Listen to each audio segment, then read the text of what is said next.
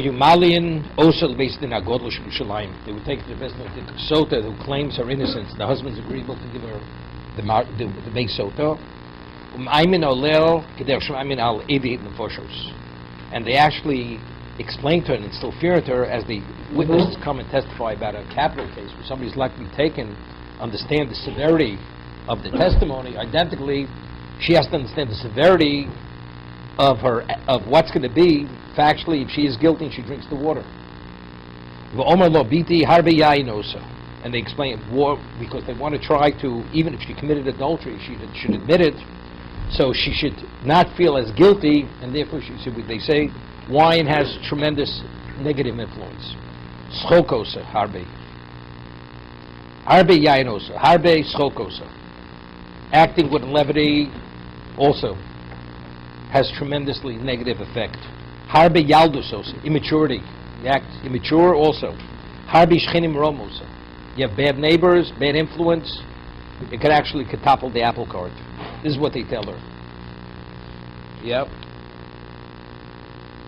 Why are they telling her? It's after the fact. No. She hasn't drunk yet. They bring it because they wanted, if she's guilty, person's guilty, she's ashamed. No. They wanted that she shouldn't be afraid to admit. See, if she doesn't have to assume the full guilt, it was the bad neighbors. The person would admit they committed adultery. It's not me.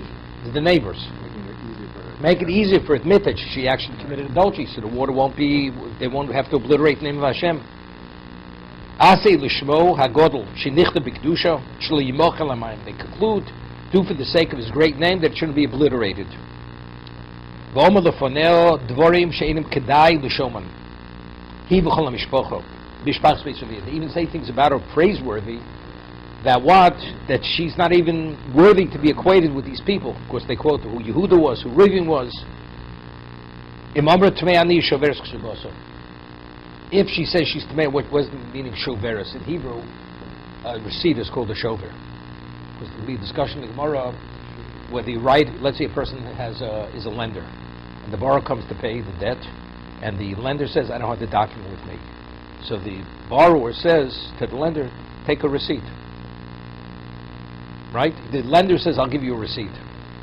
Does the borrower have to pay today? He says, so I don't want to, because I could lose the receipt. If I lose the receipt, you come back with me with the original document.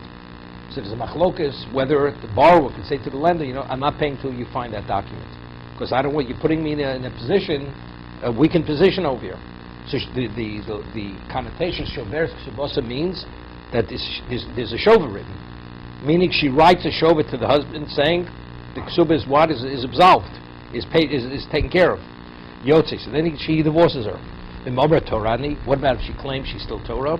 Madal Sol the Shara Mizroch, the Shara Niknor. Pesel Shara Niknor, Shisham Mashkin, so that's where they actually give the sota to drink the water.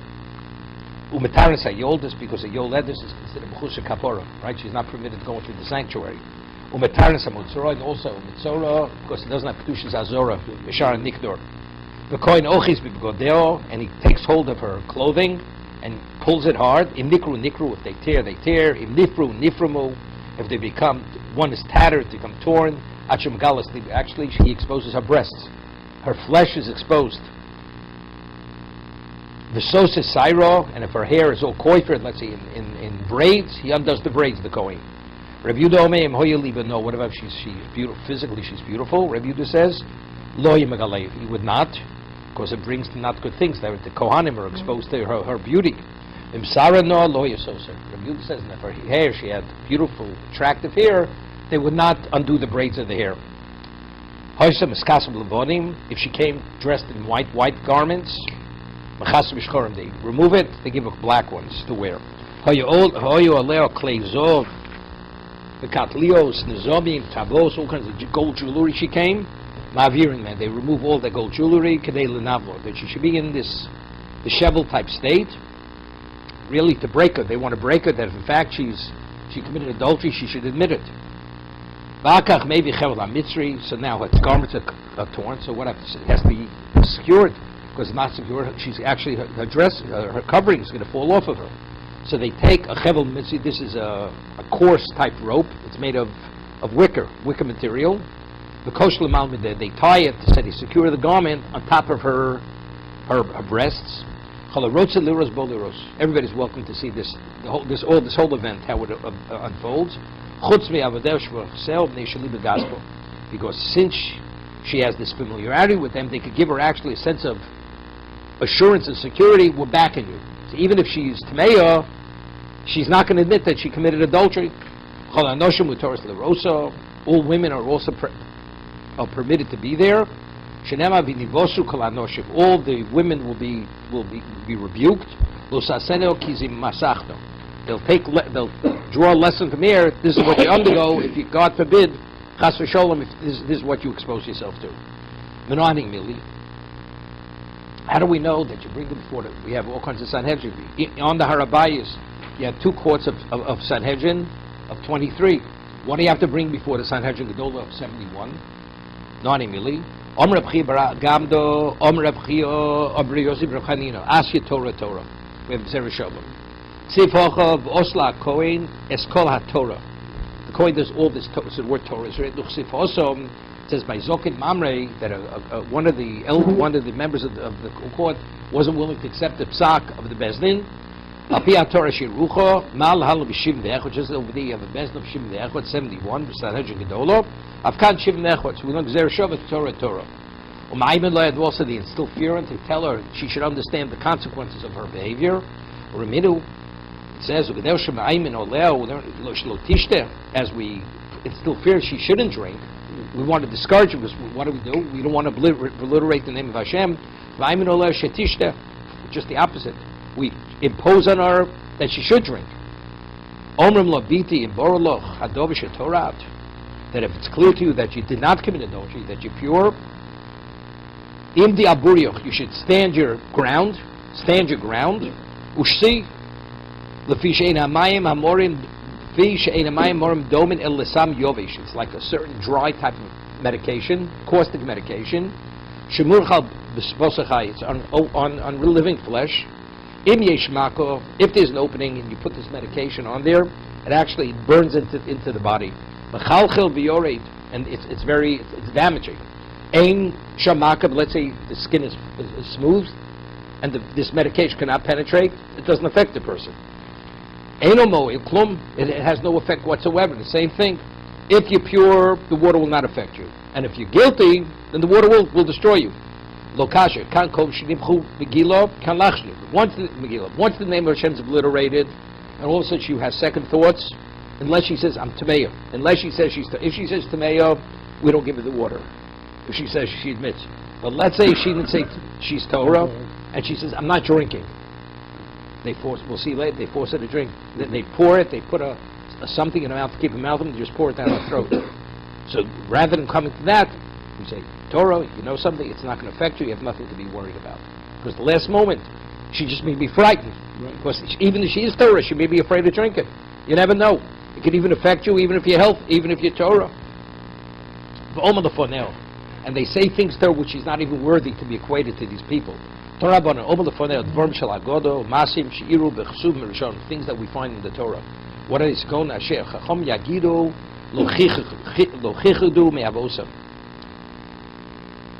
Yehuda Hoda, they say to her, Yehuda, he admitted that he had relations with, he impregnated Tamar. Yehuda he was a good lador, and even though there was a shame involved, but he admitted, to do tshuva, he admitted, Yehuda Hoda, V'lo bosh, and he wasn't embarrassed. Meaning, he wasn't embarrassed, even if he was embarrassed, it didn't make a difference. Maya Sofa, what was the result of his admission?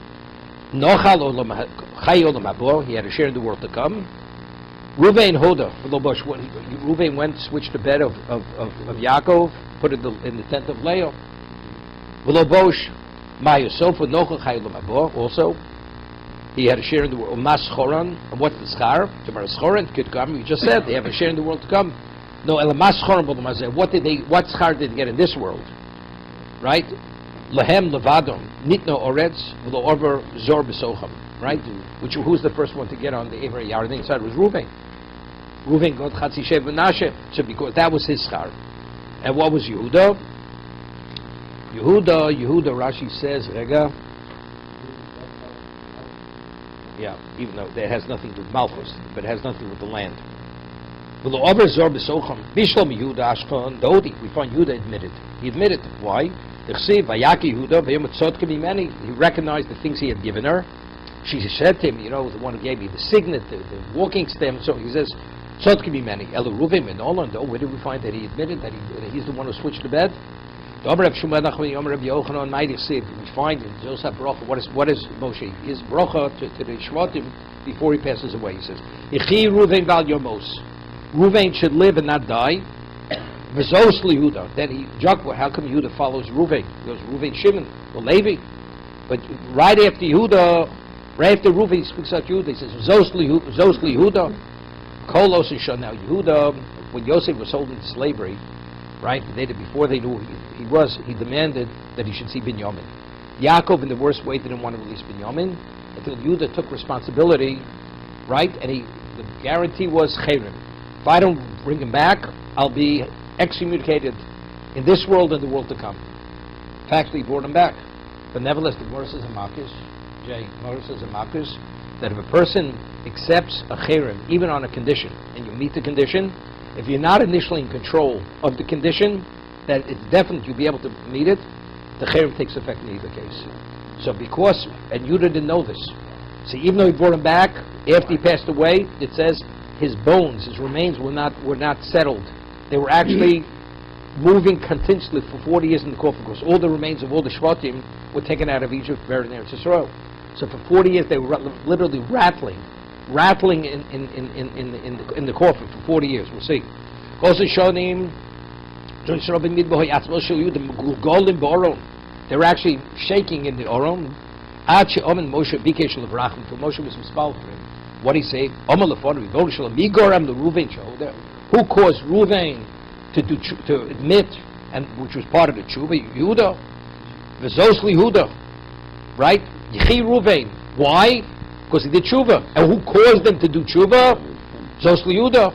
Miad Shema Hashem Kol Yehuda. So what is that? What does Moshe say? Therefore, Shema Hashem Kol Yehuda Al Ebro L'Shofar. What does that mean?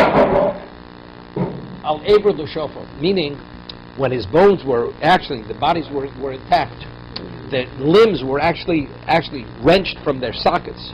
All the limbs, they weren't like together. The body's intact, all the limbs are in their sockets. Him, they weren't.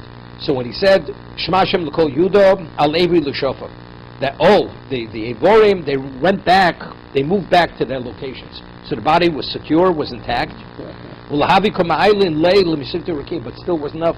Because of his excommunication, we speak Yeshiva Shel Malo. He wasn't admitted in Yeshiva Shel Malo. They kept him out of Yeshiva Shel Malo, the heavenly Yeshiva. Vel Amo Tvienu. So what does Moshe Rabbeinu? El Amo, bring him back to his people. Mishkol Mitrach. B'Shmaitza Had Rabbanon. You come to a shir in Yeshiva, they're talking a language that sounds like Chinese. He didn't know what was going on. Even though he got through the front door, but because the cherem still was in effect to some degree, he had this block. He couldn't understand what they were conversing in. Yod of Rovlo, let his arms be powerful. Even though he was able to but when he entered into the debate, Yehuda's the Melech, still the final word was not that. He was not able to come on Shmaitz L'Dilsa. They have the clarity that he should be the definitive position. He should have that assistance. And then he was what? He had the final word. He achieved a level of clarity was Moshe's Tefillah, that was Shmaitz L'Dilsa. Okay? Bishlam Yehuda the Odi. Why did Yehuda admit?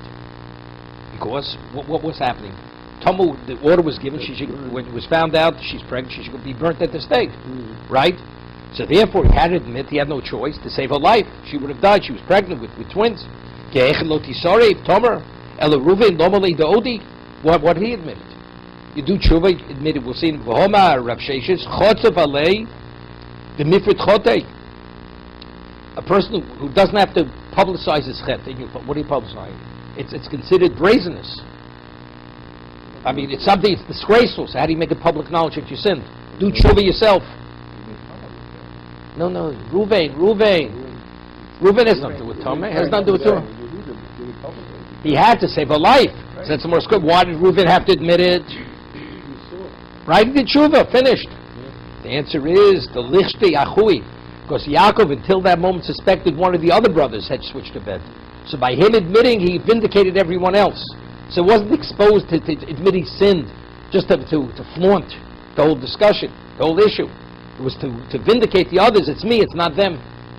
You know, Chofetz Chaim, when he cites, says something interesting, that he brings Rav Yehuda Chassid. Rav Yehuda Chassid says that if somebody is suspect that something was done, they suspect many people, and even if you know you are not the one, you should admit that you did the wrong thing. That's Rav Yehuda Chassid says. Because the Gemara tells this, the Gemara in Sanhedrin, the Gemara says Shmuel bar Koton, they were by Rebbe Shir. Rav Yehuda Nasi was giving a shir, and somebody had eaten garlic, and it disturbed Rebbe. So Rebbe says, whoever ate garlic should leave the shir immediately, because he couldn't continue. So Shmuel bar Koton got up, walked out. In fact, Shmuel bar Koton was the one. So the Gemara said, why was it called Shmuel bar Koton? Because he minimized, that was his humility. Because since he didn't want to cause be embarrassed, the culprit, right, it wasn't the end of the world, so somebody shouldn't be embarrassed, he himself walked out. And because of that, he merited many things. Shmuel bar Koton, he was the Talmud of Rav Yehuda Nasi. So from there we see that even if you're innocent, not to cause embarrassment to someone else, if you have what it takes, I'm the one. What's the end of the world? It's not the end of the world. Just let them think what they want to think.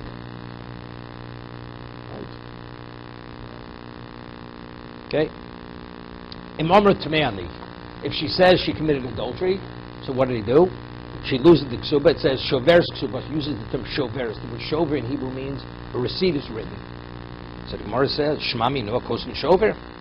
It's a machlok samaroim. Do you write a receipt? Don't you write a receipt? If a lender comes with a claim, I want to be paid, and he says to the borrower, and the borrower says, I owe you. He says, okay, I'll write you a receipt. Does the borrower have to pay and accept the receipt, or he has the right to demand the original document? Because the borrower could say, if I pay, what happens if I lose the receipt? You come back at me with the original document. So does he have a right to hold up the lender and not pay him? So seemingly we can bring a proof from the Mishnah. It says, Shoveres ksubasa. She writes a document, right? But if she has a ksuba, let's say the husband now loses what she had written to him, and she forfeited the ksuba. 3 years from now, she'll pull out the original ksuba. She'll take him to court, and she'll demand the ksuba. So we have a proof from the Mishnah that we're not concerned about that. Omer Abaye, Tani Bekaras. Right? Says you have to read. Shoveres doesn't mean, what is a shover called a shover? In Hebrew, shover means to break. If you have a receipt, it breaks the debt. So you shouldn't read Mekaret, you tear up the ksuba. You take the ksuba and you tear it. So once the court sees it's torn, they understand it's a defective ksuba, you can't collect with it. So the Gemara says, what do you mean? You should read in the Mishnah Bekaras, you should tear it. In fact, it says shoveres. The word shoveres, the connotations, you write a receipt, right? It's like say Howard, this is, but it's that. Yeah, we're on daf Zai, we're not on daf Chav Beis, right? Same idea. That's what Rabbi says to Abaye. So you have good company, you Abaye, okay? But Rabbi's not happy with it. Shoveres Ketani. What about if you write a community? What's the halacha? That for whatever reason they don't write a ksuba. They don't write a ksuba. So that the bezdin, that a person has an obligation to pay, you have a right to come unless so you have no choice. The reason why you don't write normally a shover, because you say to the lender, give me the document. But let's say there is no document, so you have no choice. So since the halacha by ksuba is if initially they didn't write a ksuba, whenever the claimant comes, you have to pay, so you have no choice but to write the shover. So that we're speaking about in a community where they didn't write the ksuba, therefore she has to write him the receipt. And he has no responsibility, he has to keep it. If he misplaces, it's his problem. The Mabra Torah, what about if she says Torah? She still claims she's pure, she did not commit adultery. Malano so if they take her up to the eastern gate with Sharnik, the Malano so Hosam. Someone said, what do you mean Malano so? Hosam, she's there. It says they mashkin. Where do they give the sota to drink the water? By Sharnik. So where do they bring her up there? She's there. The maskinu machtina lo kedei liago. You know why? because they take her up and down. They take her to a lower location. They drive her crazy because they want to break her. Because if she committed doji, they want her to admit it. There's they interrogate a person. They don't let him sleep. They have a light burning on, shining in his eyes. That's the means of interrogation. Yeah. The Tanya, Rav Shimon Elazar Omer, Bezdin Masina Sa'edim. Now, what about you have witnesses coming and they testified somebody committed murder? The court, two witnesses will come to testify somebody committed murder. Maybe these witnesses are false witnesses. Although we're going to interrogate him, they give him the business. They take the witnesses and they fatigue him and they feel literally disgraced because factually we want him. Because if it's false, it's not worth it. It's not worth lying. As much as they may have been paid off, they're going to walk out.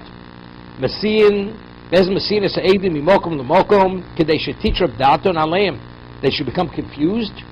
And they should retract. They should retract the testimony, not to put a person to death. Shasham Mashkin says Sotos. You want to get it? Ephraim, get the phone. It's ringing. Okay?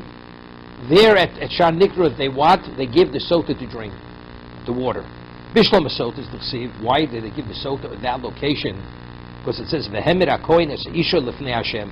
Now, what was the entry point to go into the Azor, into the sanctuary? That Shar. That was the gate. Shar Nikra, Mitzor Nami. Why at Betzora with leper? He's not permitted to go into the Azor. The Chsiv, the Hemer HaKohen HaMitayer, also Elioled is my time. What about a woman that gave birth? Why does she stand there? When a person brings a korban, before the korban is brought, you have to stand by a korban. The one who brings it has to stand there. The Tanya, a korban shalodam korev elam kein obed al gabov. Once korban is not brought unless you stand by the korban before it's slaughtered. So Rashi brings the pasuk, because the pasuk says l'hakriv li b'moado. It says, now from the Sifri, mitishmru l'hakriv li b'moado. You should watch over it before it's sacrificed. Okay? So what does it mention? What about a man or a woman has a flow? They also have to bring a korban. Why aren't they mentioned? They stand in Shar Niknor. It's true. Zov and Zov is no different than Yoledus and the Tzorah. We're just giving a representation. But truth, Zov and Zov, and they're also there. They stand by the korban, and then the korban is brought. Tan Rabbanon. A mashkin shtei sotos keachod. What if you have two women have to suspect adulteresses? Could one Kohen administer the process to two? No. Why? A mashkin shtei sotos keachas kadesh lo yelibo gas b'chaver tugos. Each one could actually empower the other one. Maybe one is truly innocent. Let's say the other one's guilty. If she sees the other, so one has such confidence, so that means she's not perturbed. So the other one also, even though she's guilty. But we want her to admit. So we want to be all by herself that she should, if actually she is guilty, she should admit her guilt. So destroying it the second time within Hashem is not a concern. No. They have 3, 4, 5. Each one has to have their own. Exactly. So I'm saying it's Not only that, the Megillah said has to be written specifically to each woman. Like we get. Rabbi Yehuda Omer lo min Hashem hazeh. Yeah, Rabbi Yehuda says that's not the reason. We're not concerned that each one is going to empower the other one. But as far as one is truly is Torah. Yeah. But so she's confident. She's not worried. So the one who's Tamei, she's looking. She's confident. I'll be confident too. But she doesn't realize the other one's confident. Why? Because she's Torah. Right. Therefore, we don't want that to happen. Right. So Mara says. So Rabbi Yehuda says Omer lo min Hashem hazeh. That's not the reason. Because we're concerned one will give confidence to the other one. It's based on a pasuk. It says Oso. It says her. What's Oso? The kind of Oso means Levada. She's all by herself. Oso, Vishbia Oso HaKohen. Right? The Kohen is Mashbia. Somewhere says the Tanakama, the Chsiv Oso. So what about what does he come onto Swara? It's a pasuk. Oso, singular. Tanakam Reb Shimon. Here, Tanakam is Reb Shimon. The Dorish Tamid Akro. Reb Shimon goes and he's Dorish Tamid Akro. What's Dorish Tamid Akro? Meaning, it says that you're not permitted to take the collateral from a widow. So the question is why? So Reb Yehuda says it's only a poor widow, not a rich widow. Why? Because a poor widow, you have to give back the collateral at night. So what's going to happen? People are saying he has to have an affair with her. So it's going to cause people to talk about the widow. Even though the pasuk, you read the pasuk, doesn't say that. It says you don't take collateral from a widow. Umatam komamatam oso levado. Why does the Torah says oso? It's only her by herself. There's no other soter present. Kadeshli liba gas bechaverto. So she shouldn't be empowered to have a sense of confidence as a result of the other soter. So what's the halachic difference by Binayu between Reb Yehuda and Reb Shimon, Tanakama? Ika Binayu Rosesis. Let's say you see the other one is literally trembling. You know, if the other one's trembling, the other one's not going to have any sense of confidence. So according to Reb Shimon, she could be there. Of course, the only reason why it's also is one should empower the other. But if she's trembling, or says to me she's trembling, she's not giving her that. So the other one could be there. Right? Rosesis. May Mashkin. Someone asks, right?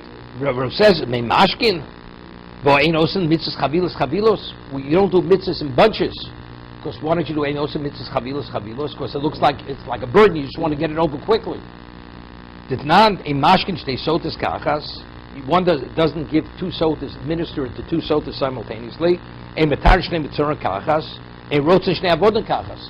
If you have to put all through the ears of two Canaanite slaves, because every they say, "Ahaftis Adoni Ishti Ubonai," Vein orphan shtei agolas kachas. If you don't break the necks of two calves, where you find two corpses from two different communities, said two, they come to the Sanhedrin, Gadol they bring Egla Rufa. They said, "Look, we have to come back again. Make one trip, take two calves, and break the neck." Lefisha nosim it's chavilas chavilas. So I was asking, how could you tell me if one's rosesses, she could give them both to drink together? One doesn't do mitzvahs in chavilos in bunches. Of course, it shows that it's like a burden. You just want to get it over with. Amr Abaye, itemer of kan lokasha kan bekoin ech kan b'shnei kohanim. It depends. If it's one kohen, so then it's enosim it's chavilos. But if it's two, let's say you have two kohanim. And two karam, are they allowed to be mashke to sota one in the presence of the other? The answer is no. According to Reb Shimon, yes, if it's recesses. Right? According to Reb Yehuda, under no circumstance. So it has no relevance. Enos mitzvahs chavilos.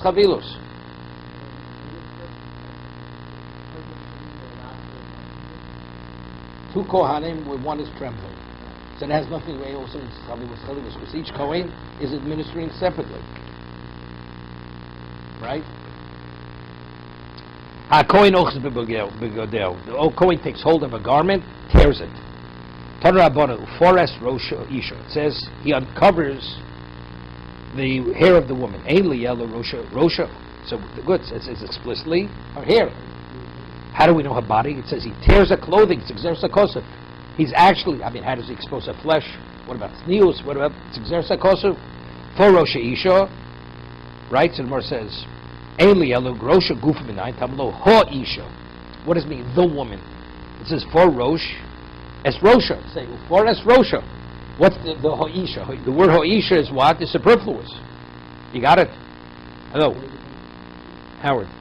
Yes. Ha'isha. It would excite the time. No. What is it? Undo the hair. No. How do we know we expose her flesh? It's the same type of thing. No. Flesh. Are you writing your own tractate here? No. Tractate Birnbaum. This is Birnbaum's edition on the Mauser, not here. It says Ufares Rosha. How do you know you expose a body? How do you know that? You already said it in the Mishnah. But how does the Mishnah know that? What, it's to write its own script here? The Torah says it. Of course. So where does it say in the Torah? But Tell me. yesterday you chided me, you say you don't go by the Torah to get a law, you have to go to here. So No, but they interpret the Torah. Torah Shabbat Paz in the words. So I'm saying, so that's where we get it from. Where does the Torah? Where does the Torah say you expose her flesh? It's here. Where? In the Mishnah. It says, No, the Mishnah is telling you the halacha. Where does the Mishnah get it from? Where does the Mishnah get it? See it in the Torah, in the words of the Torah. That's the Gemara's question. Exposing it here, that's explicit. Ufaris Rosha. Ufaris Rosh. What's Ha'isha? It could have said, if it needs only there, it'd say Ufara Rosha. You expose her head. What's Ha'isha? The woman. The woman says, even her flesh. You with me? I don't think. Got it. I hope you got it. Yeah. Okay, good. Tamlo ishim kein matam lo mufora es rosh. So what does it mean ufora? Malam shekon sosa saru. So what's ufora? Means that he undoes her hair. Means she's braided, he undoes the hair. There you go. Reb Yehuda Omer im hoya liba no. If she's a beautiful woman, then they don't. Even if it's a gzeres hakosuv. Shatosa says over here. Shatosa says we find that yesh koch yachom lachad over Torah b'shem al taseh. Rosh Hashanah falls down on Rosh Hashanah on Shabbos. You don't blow shofar. The Torah says you have to. The Chacham are empowered that if it's b'shem al taseh, if it's passive, you're supposed to expose the flesh. You don't expose the flesh. But okay. No,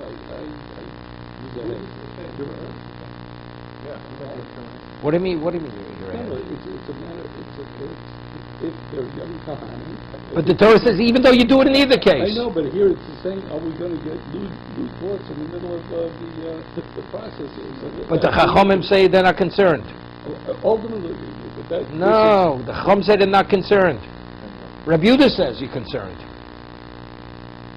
Right? If the Torah says you're supposed to do it, what do you mean you're concerned? Torah's not concerned, you're concerned.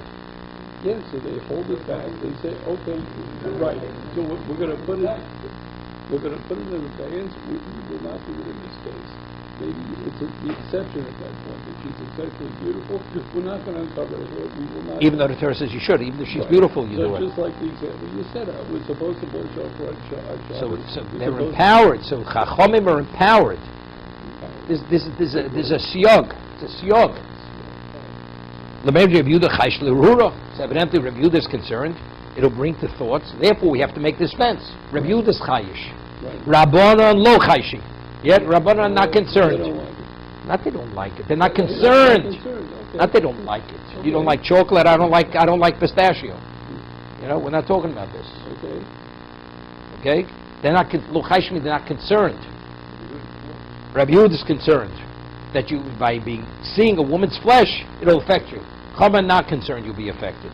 So Maria says, when you stone a person, is he stoned naked or is he stoned clothed?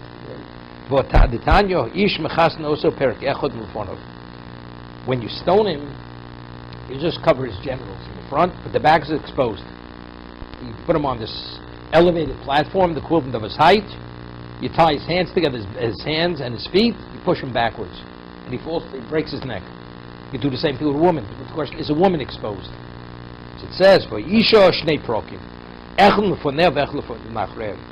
You cover the front and the back, because a woman, in terms of her private place, even from the back, you're able to see it from the back.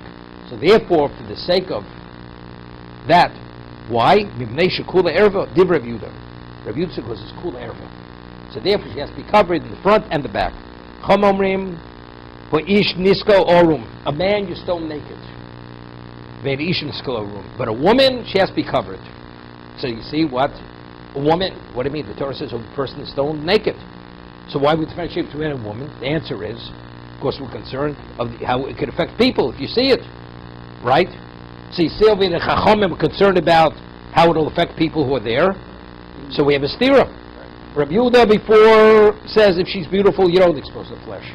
And regarding stoning, you only cover a private place, but her body, she's naked when you stone her. And the Chacham says, no, by stoning, she has to be covered. You stone her in her clothing. Right? So how do we reconcile the two? We have a stira. Omar Rabba Hocha Taimamai. What's the concern by soda? Why do we cover her? Shema Teitze Bibezn Zakois. What happens if she comes out? It's proven that she's innocent. So the Kohanim were there, they saw her naked. So now they're going to see her afterwards. She's still alive. So if she's still alive, they're going to pursue her. Because they have this attachment, because they saw her naked. Right? Because she's going to survive it. And the young Kohanim, they're going to actually pursue her. Because they're attracted to her, because they saw her beauty. Once she's stoned, it's over. She's put into the grave, it's over. She's stoned, she's dead.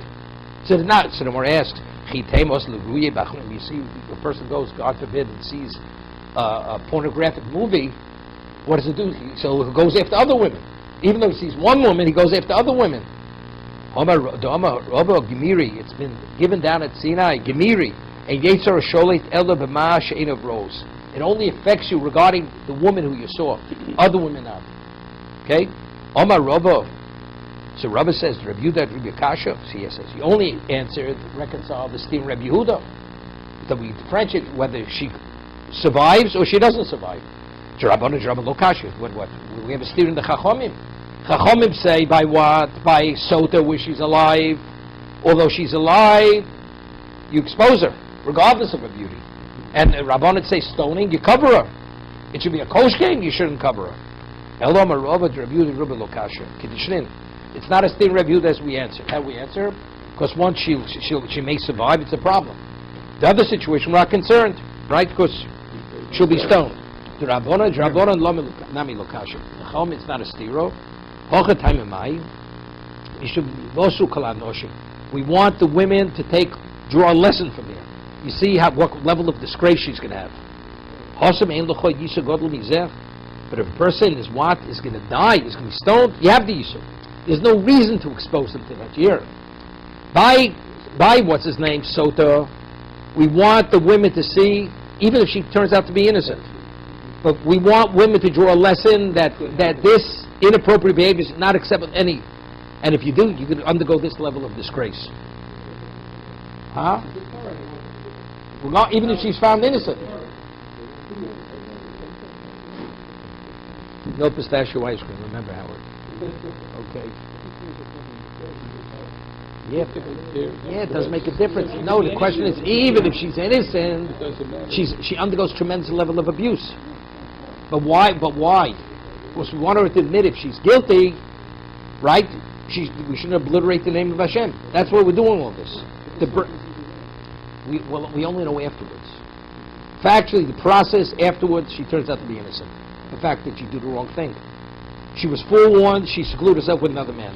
So women should learn from this, you know something? You don't go near fire. You don't go near fire. You're a married woman, you don't socialize with another man, because you never know what it leads to. And we want women to learn this lesson well, that they can stay away from this like from the plague. Okay? So the Gemara asks, so let's do both. Right?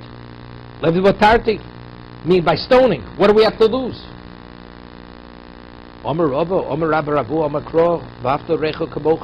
There's no reason.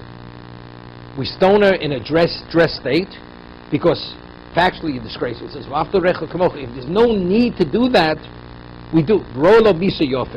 Therefore you stone her when she's clothed. Rav Nachman Tanohi. Yeah. It seems to be where Rav Nachman says in Machlokes Tanoim. Lo. The Tkuli Alma, because we say according to Rav Yehuda, how do you stone her? Naked. What do you mean? You can stone her in a dress state. Because it's V'afto Recho Kamocha. Right, the Gemara says, here, the Gemara says in Sanhedrin, what is Sreifa? One of the death penalties is Sreifa. What do? You pour molten lead down the person's throat. Maybe you should burn the person at the stake. Because it says, destroying the body, it says, V'afto Recho Kamocha. To desecrate the body, that there should be nothing left, that's the worst. You pour the hot molten lead down until a person dies, but the body's intact. The person still remains like in human form. If you burn a person, it's just a heap of ash. So because that reveals to me, when it says burning doesn't mean burning at the stake, but it means molten lead. So here also it seems to be, it's a machlokas here. Are we concerned about after the rechel kamocha? I'm not concerned about after the rechel kamocha. Whether you stoned the woman naked or in a clothed state. Nothing, neither happened. No, it meant fire means molten lead. Yeah, Yehuda was the one who gave the order, so it would have conformed with the Torah. Whatever the goyim do, I don't know, but that would have conformed. Of course, it says because it was Bezdino Shoshem. They set up a court. No, the Kuli Alma Yislud Rav Nachman Hochabav Marsova Bizioni Odeflay Fei Mitzara the Gufei. Hear this. When a person is naked and you fall to your death, you die more easily. When you're clothed, the clothing cushions it, so you don't die so quickly. So there's a chance you may not die. So there's more pain. There's more pain involved. So the question: what would the person prefer? To have more pain and less disgrace, or more disgrace and less pain? That's the argument. Yeah, that's the machlokes Rabbi Yehuda and the Chachomim. Factually, the person dies. Is going to be dead at the end of this game. But the question is, what would the person prefer? To be stoned naked and die more quickly, and have less disgrace? Or no, you know something, the person would prefer to die more quickly, although there'll be more disgrace because they're being stoned in a naked state. Okay? Marsav vizyoni yodefleig. Tfei mitzara. The gufer. Marsove, the person would prefer disgrace more than pain. Marsove tzara the gufi yodefleig. Tfei mitzara. He would prefer pain more than disgrace. If she came dressed in white.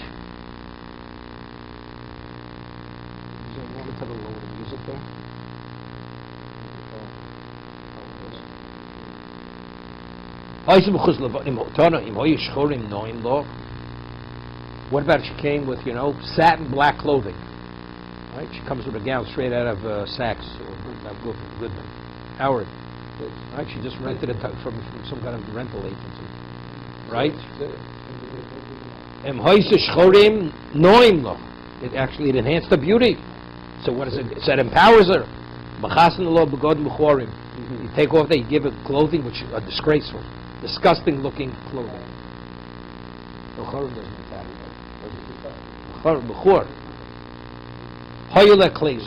Pshita. So she comes with jewelry, you take off her jewelry. Pshita. Honey, me boy. I mean, here we go, we do things to be menabeler. We tear her clothing, we undo her hair. Is there a consideration to leave the jewelry on her?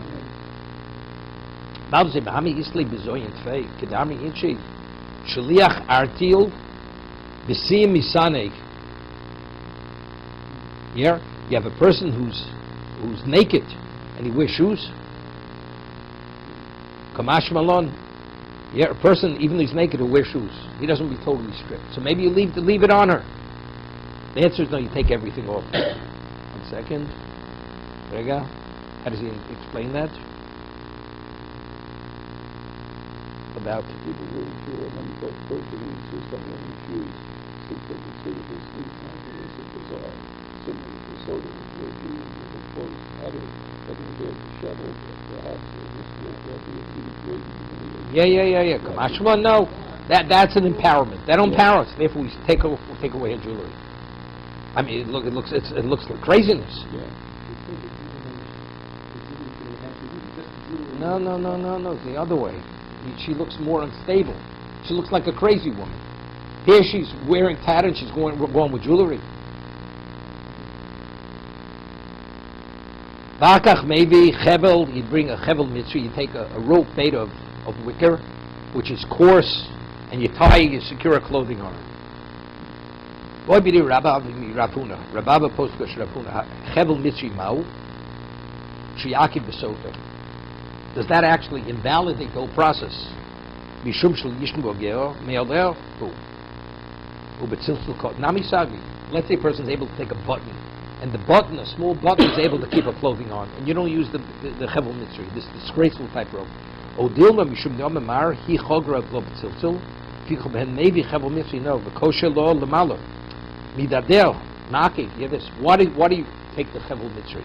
Is because we want to take something just to secure clothing, so we're not going to take a gold chain.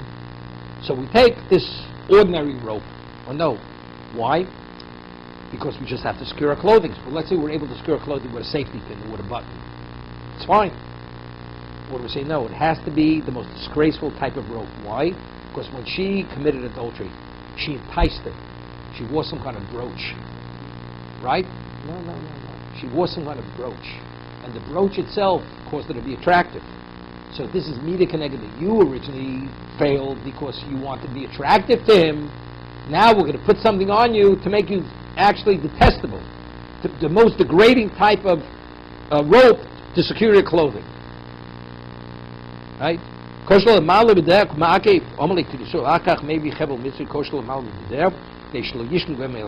says no, the reason why we use the rope, it's not Mida connected Mida, but rather just purely as to secure the clothing on. So therefore, if you want to use a button, you can use a button also.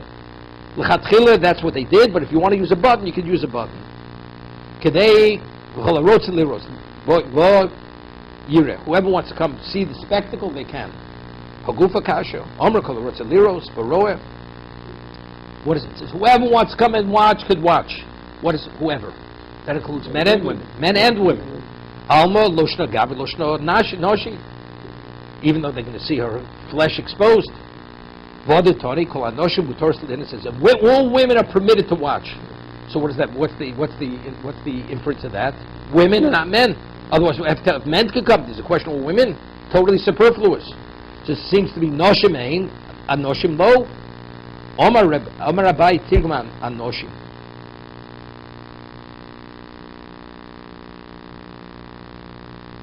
Kol harotze anoshim. When it says whoever wants to come is going on women, not men. Kol harotze liros yovu v'yireh. Omni rova for kol harotze liros bo roekton. It's saying whoever means including men. Elam rova kol harotze liros bo roe loshna gav loshna nashi. V'noshim chayovos liros. Man, it's optional. A man wants to see, he could see. A woman must come and see. It's obligatory. She must see. Yeah, nosh chayovos liros. Shnema v'nivoshu kol anoshim v'lotasenu k'zemas nachno. Every woman has to learn this lesson well, and because it's a must to be learned, they have an obligation to watch this event. That they should draw from this never ever to get involved in this kind of behavior, because ultimately it could bring to this.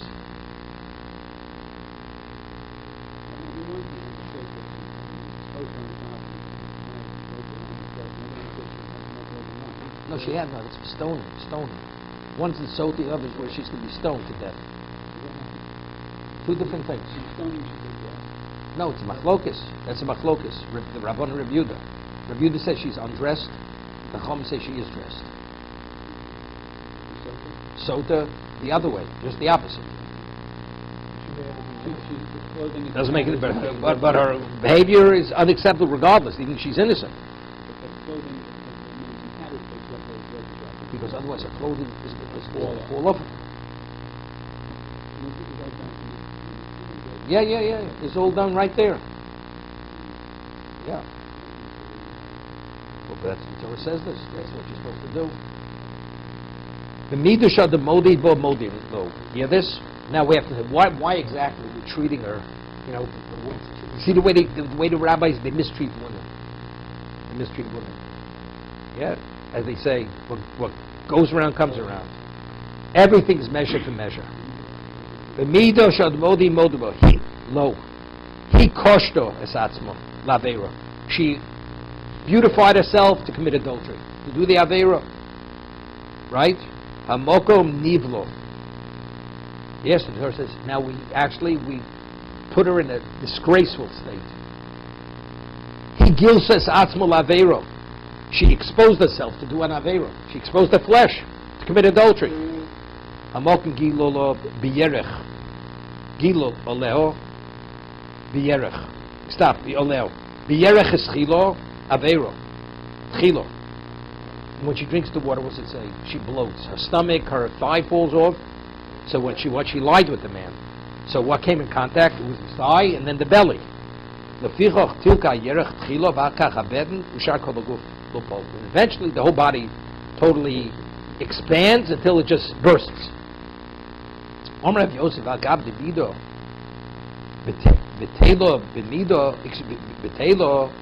The middle of body. There you go.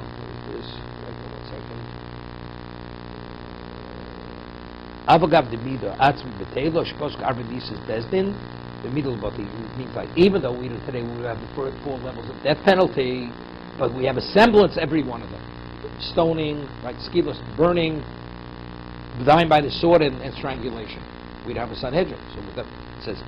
Omer Rav Yosef, even though we don't institute the 4 death penalties, the middle of botil. But regarding the concept of mida connected mida, it happens. Even though the Sanhedrin was disbanded, right? Arba mises lo botil. But the 4 death penalties were not. It had to institute 4 death penalties if there's no Sanhedrin. For botlu, there's more question, but it was. El din arba mises lo botil. Mishin Chayv Skilo, a person who would deserve to be stoned, if we would have a bezdin. Onofil Miragal Chaydor Soso. When a lion kills its prey, what does it do? You ever see a picture?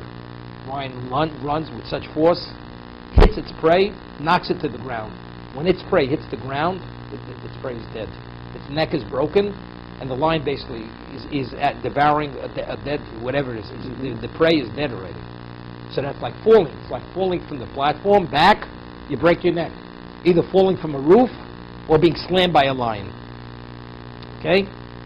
Novin Ochayid or so, Mishin Schayb Sreifa, O Nova Bedleki, he's burnt to death, burnt in the fire. O Nochash Makishim, he's burnt by a venomous snake, so the venom burns through his body. Mishin is Chayev Harigo, person was meant to die by the sword. O Nimsal Malchus, either he's given over to the government and they run him through with the sword or the guillotine. O Listim Bon Olaf, right? ISIS Chas v'sholom, right? They behead people, decapitate people. Mishin Schayv Chavika, person was deserving strangulation. O Toveh Benor, what's he dies either drowning is strangulation. O Meis B'Saruntchi, there's a certain disease, Saruntchi, it starts in the stomach, and eventually the person chokes to death. It's choking, dying of choking. Tanya, how do we know this? What is it based on? Mida connected Mida. How do we know that Din Shamayim is Mida connected Mida? Shenemar, Besaso, Bisholcha to Riveno. The word Saso, so, what's so? So is a measure. Besaso, in the so, Bishalcha to Riveno. Betochos so atzmo kshato mishalcho livodo triveno. How does he explain that? Where's this pasuk? Pasuk Yeshaya. Besaso mishalcho triveno hoga berucho hakoshim yom kodim. Rashi says besochos so atzmo, within that same measure kshato mishalcho livodo triveno. Has he explained it? What's wrong? Howard. This Torshim sound, not Torshim up there. No, that's not. What's to Riveno? Rashi says, Mishalcha livodon to Riveno. He was sent for destruction. And that measuring, what he measured, it will come in the most destructive way. How does he say? Just the Turiveno. Turiveno means to return? No, not Turiveno.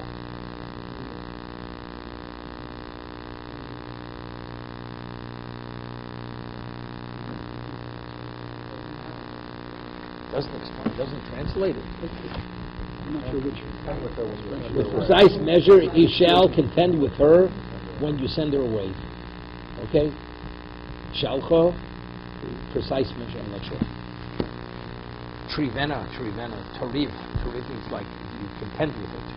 Meaning fight, Riv is fighting. Okay, further. No, Besaso is precise. Precise is on the measure. The same measure that should be treated with the same measure. Eli Elisab B'nayin Rabbas Tarkiv, Chatzi Tarkov. Okay, it uses the term, what is the measure? So. Eli Elisab B'nayin Rabbas Tarkiv, Chatzi Tarkiv, Kav, Chatzi Kav, Rov, Chatzi Kav, Tum D'Vuchlo, B'nayin.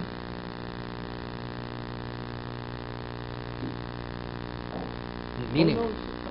It's smaller fractions. No.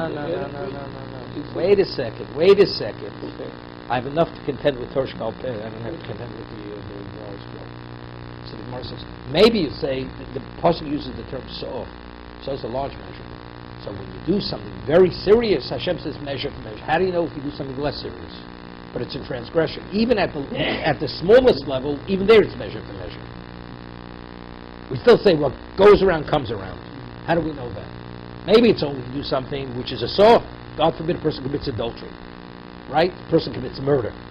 You're deserving of the death penalty. What about a lesser infraction? How do we even there? Hashem is measure for measure. Right? Talmud Loma ki son, ki kol son. Son barash. Kol son barash. Yeah. So Rashi says, yeah.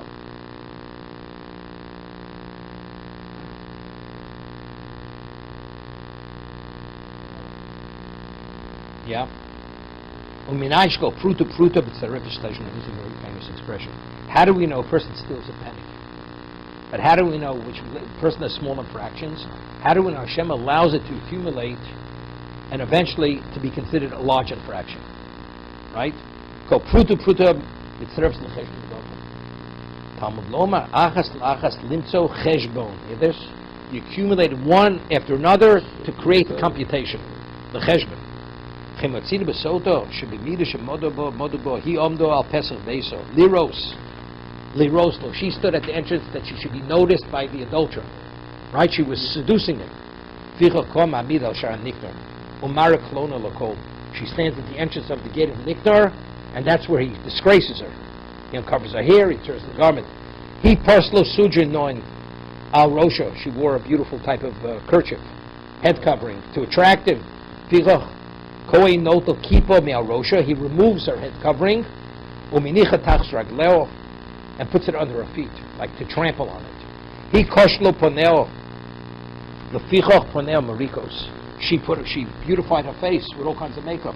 So what happens when she drinks if she's guilty? She turns jaundice. She gets a jaundice look before she dies. He kochlo ineo. She put on eyeshadow. Right? She colored her eyes to make her attractive to him. Lefichoch ineo boltos. What happened when she starts swelling, her eyes actually bulge out of her head. He kololo asaro. She went and she braided her hair that she should be attractive to him. The fichoch so says saro. Therefore the Kohen undoes her braid. He herosalo be'etzba. Yeah. When she motioned he should come, she made motion with her finger to tell him to come close to her. The fichoch tzipornei noshis. When she falls apart, literally her nails fall out of the fingers. He chogra lo b'tziltzul. She wore some type of like belt with a fancy buckle. Lefichach kohen maybe chevel hamitzri v'goshlo l'mal midadeh. He poshelo es yirecho. She extended her thigh to him to make her available. Lefichach yirecho nofeles. He gave los al kareso. She accepted, allowed him to lie in her belly. Lefichach bit notzover. Her stomach bloats. He achilosa madani olam. She fed him all kinds of delicacies. This is before the act. Lefichach kirbeno karbon machul behemo. So the meal normally the korban mincha is usually wheat. What is her mincha? The mincha soda? It's barley. Barley is animal fodder. He is kasa yayin b'shubach. She gave him quality wine. The kosas shubachim in quality goblets.